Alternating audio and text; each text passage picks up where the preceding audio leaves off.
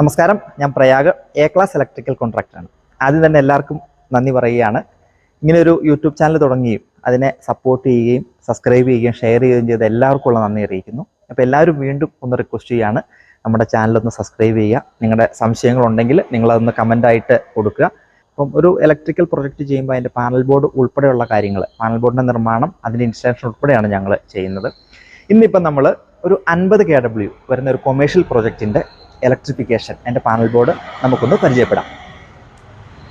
ഈ 50 kW connect ചെയ്യുമ്പോൾ നമുക്ക് ഒരു മീറ്റർ ബോർഡും വേണം, ഒരു മെയിൻ സ്വിച്ച് ബോർഡും വേണം. മീറ്റർ ബോർഡിലേക്ക് വരുമ്പോൾ 25 kW മുതലുള്ള ഇൻസ്റ്റലേഷൻസിന് സി ടി വഴിയാണ് KCB നമുക്ക് കണക്ഷൻ നൽകുന്നത്. അതിന് CTക്കായിട്ട് CT ചേമ്പർ കൊടുത്തിരിക്കുന്നു. അതിന് മുകളിലായിട്ട് KCBയുടെ മീറ്റർ, KWH മീറ്റർ കണക്ട് ചെയ്യാനുള്ള സൗകര്യം കൊടുത്തിട്ടുണ്ട്. ഈ ഭാഗത്തായിട്ടായിട്ട് കട്ടൗട്ട് ഫ്യൂസ് വരും. അതിന് തൊട്ട് താഴെയായിട്ട് സ്വിച്ച് ഫ്യൂസ് യൂണിറ്റും നൽകിയിരിക്കുന്നു. മെയിൻ സ്വിച്ച് ബോർഡിലേക്ക് വരുമ്പോൾ ചേഞ്ച് ഓവറാണ് നൽകിയിരിക്കുന്നത്. ജെൻസെറ്റും KCBയും ചേഞ്ച് ഓവർ വഴി കണക്ട് ചെയ്യുന്നു. ചേഞ്ച് ഓവറിൻ്റെ ഔട്ടിൽ ഒരു MCCB കോമൺ ആയിട്ട് കൊടുത്തിരിക്കുന്നു. ആ MCCB വഴിയാണ് ബസ് ബാറിലേക്ക് കണക്ട് ചെയ്തിരിക്കുന്നത്. ബസ് ബാറിൽ നിന്ന് ഔട്ട് ഗോയിങ്ങുകൾ കണക്ട് ചെയ്തിരിക്കുന്നു. ഇതിൽ ഔട്ട് ഗോയിങ് എല്ലാം സ്വിച്ച് ഫ്യൂസ് യൂണിറ്റ് ആണ് കൊടുത്തിരിക്കുന്നത്. മീറ്ററിംഗ് സൈഡിലേക്ക് വരുമ്പോൾ എർത്ത് ലീക്കേജ് റിലേ കൊടുത്തിട്ടുണ്ട്. നമുക്കറിയാം, എർത്ത് ലീക്കേജ് റിലേ പ്രവർത്തിക്കുന്ന CBCT വഴിയാണ് പ്രവർത്തിക്കുന്നത്. കൂടാതെ മൾട്ടി ഫംഗ്ഷൻ മീറ്ററും 2 സെറ്റ് ഇൻഡിക്കേറ്ററും കൊടുത്തിരിക്കുന്നു.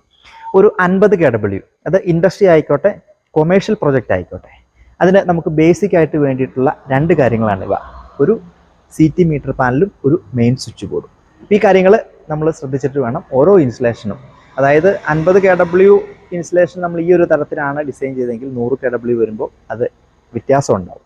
അപ്പോൾ ഓരോ ഇൻസ്റ്റലേഷനും ഇലക്ട്രിക്കൽ ഇൻസ്പെക്ടറേറ്റിൻ്റെ നോംസ് പ്രകാരമാണ് ഞങ്ങൾ ഡിസൈൻ ചെയ്യുകയും അതിൻ്റെ പാനൽ ബോർഡുകൾ മാനുഫാക്ചർ ചെയ്യുകയും അത് ഇൻസ്റ്റലേഷൻസും ചെയ്യുന്നത്. കേരളത്തിൽ എല്ലായിടത്തും ഇലക്ട്രിഫിക്കേഷൻ വർക്കുകൾ ഞങ്ങൾ ചെയ്തു വരുന്നു. പുതിയൊരു വീഡിയോ ആയിട്ട് നമുക്ക് വീണ്ടും കാണാം. ചാനൽ ഇതുവരെ സബ്സ്ക്രൈബ് ചെയ്യാത്തവരുണ്ടെങ്കിൽ സബ്സ്ക്രൈബ് ചെയ്യുക, ഷെയർ ചെയ്യുക. Thank you.